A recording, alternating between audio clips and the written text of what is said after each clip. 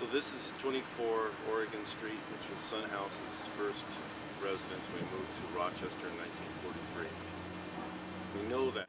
We know that because it comes up in correspondence with Alan Lomax, who he had written to after his last Library of Congress session in 1942.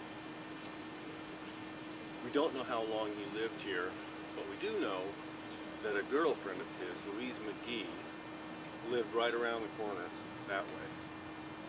And he would later write a song about her that he would record on his 1965 Columbia album after his rediscovery.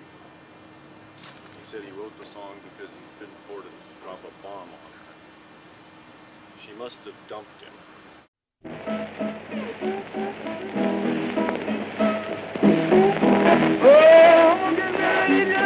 I'm going to join the Baptist Church. Oh, I'm going to get me religion. I'm going to join the Baptist Church. I'm going to be a Baptist preacher. Son House is one of the most important bluesmen in Mississippi before World War II. Every song he cut at the Grafton session for Paramount Records in 1930 and all the songs he recorded for the Alan Lomax and Library of Congress in 1941 and 1942 is a blues classic. If he'd done nothing else but that, he'd be an important musician. He was also a friend and peer of Charley Patton and Willie Brown, two other blues greats, and he was a huge influence on Robert Johnson and Muddy Waters. So he deserved a biography. One of the things that drew me to write about him, apart from his importance as a musician, was the fact that his life was so dramatic. It was so full of dramatic reversals of fortune, both good and bad. He was already a preacher when he was in his teens.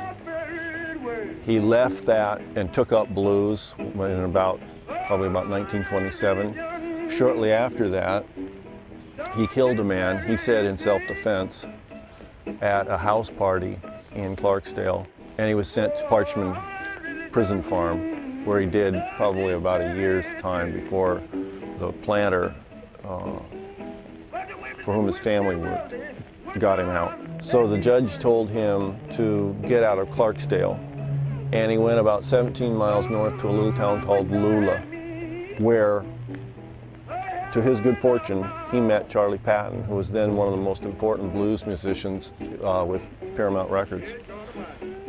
Charley Patton arranged for the Grafton recording session in 1930, and every song cut by Patton, by Willie Brown, by Louise Johnson, and Son House is considered a blues classic.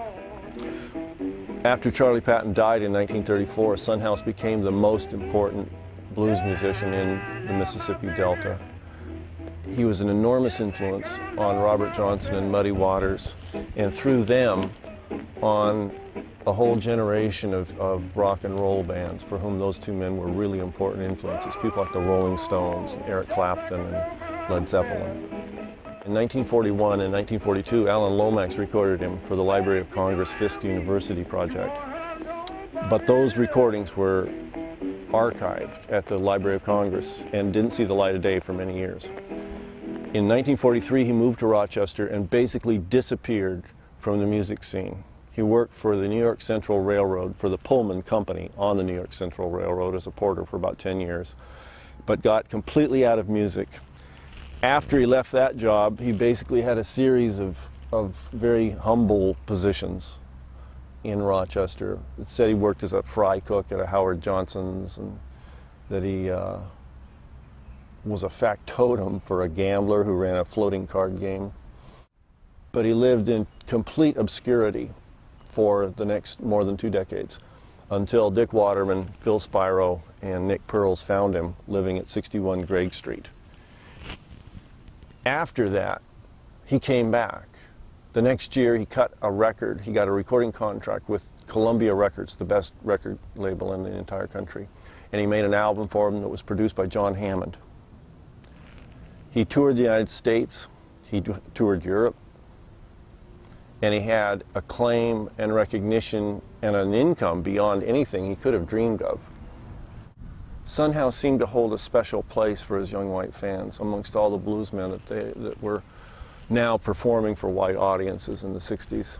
It was a time of rebelliousness and dissatisfaction with the status quo in America, with the war in Vietnam, civil rights.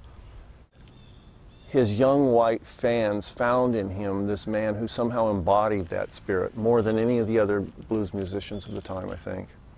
Son House was an intelligent man. He didn't make up stories. He didn't try to puff up his own reputation or anything like that. And he was a very important source for a period of music that transformed American culture by the 60s. You got a letter this morning, I ring it red. You say, hurry, hurry, the gal you love is dead. Got a letter this morning, yeah, I ring it red. You say, hurry, hurry, 'cause that gal you love is dead. Let's grab up the suitcase, took her down the road. When I got there, she land on a cooling boat. I grabbed up a suitcase,